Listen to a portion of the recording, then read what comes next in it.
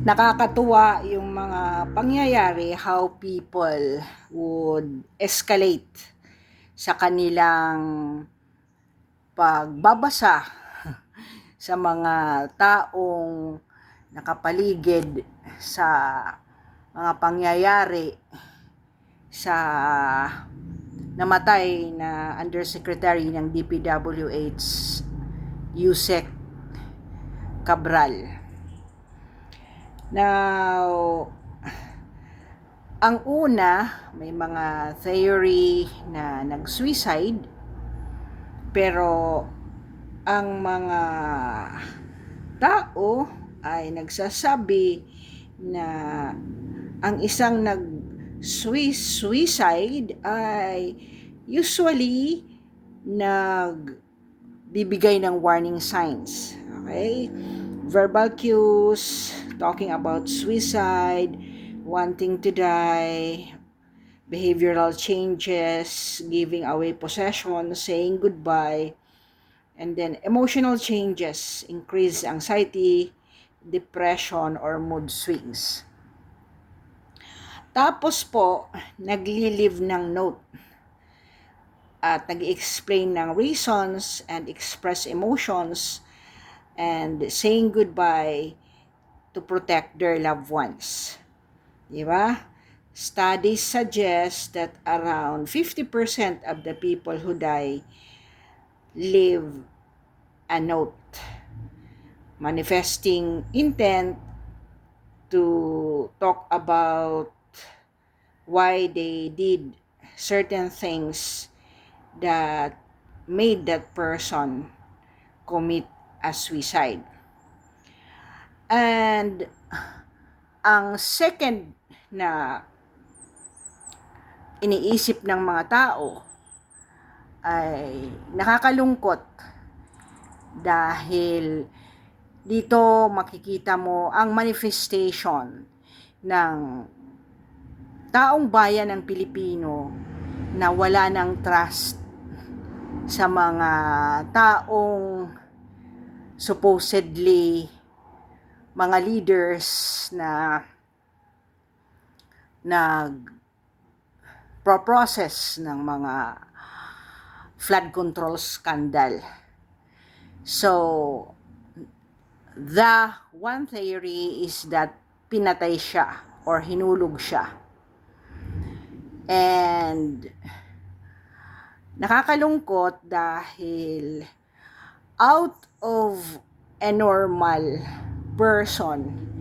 Kaya ito po yung aking props ngayon yung libro na How to Read a Person Like a Book.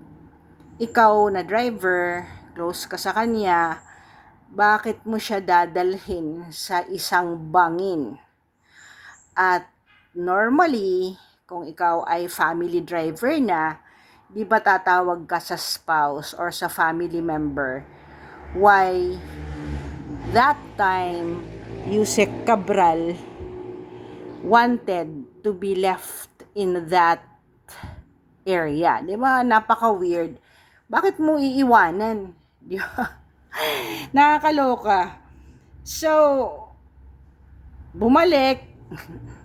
Walang sinabi na pinababalik siya ng 5 o'clock or how many minutes na pinababalik siya. Di ba?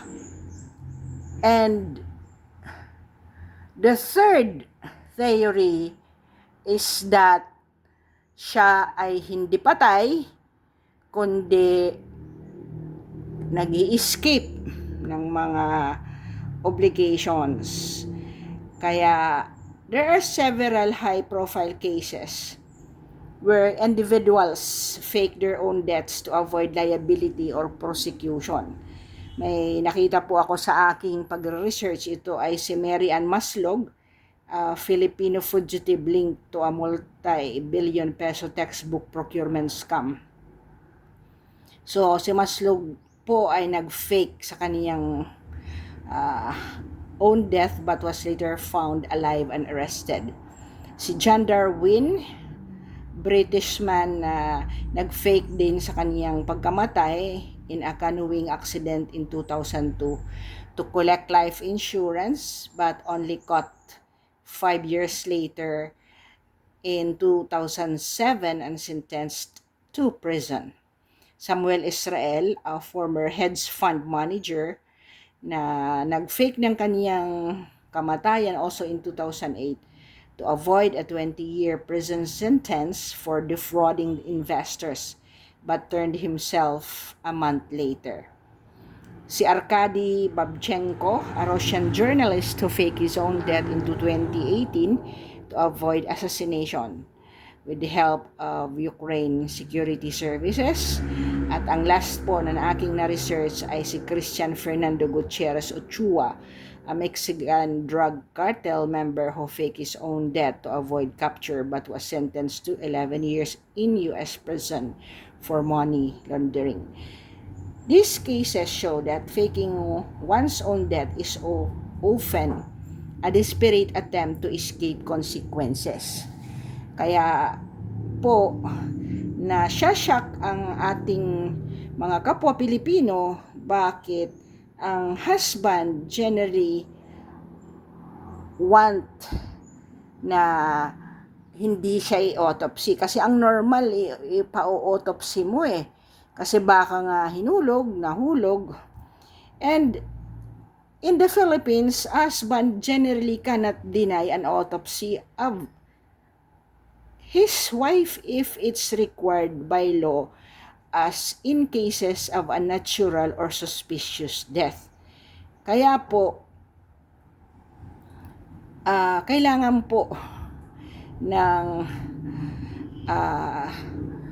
isang ganitong pagkamatay na kailangan po i-autopsy talaga. 'Di ba? Kasi hindi po unilateral na porke asawa ka hindi mo ipa-autopsy. Kasi hindi po normal ang kanyang pagkamatay. So, the law prioritizes the state's interest in investigating the cause of death over individual wishes. So, kailangan po ang authorities must proceed with a court order to hold the autopsy. Ang problema po niyan kung cremate po kaagad. So, these are the things that are bothering the population now. Kaya nga si Senator Robin sinabi, respeto muna natin ang kalagayan ng pagkawala na yan.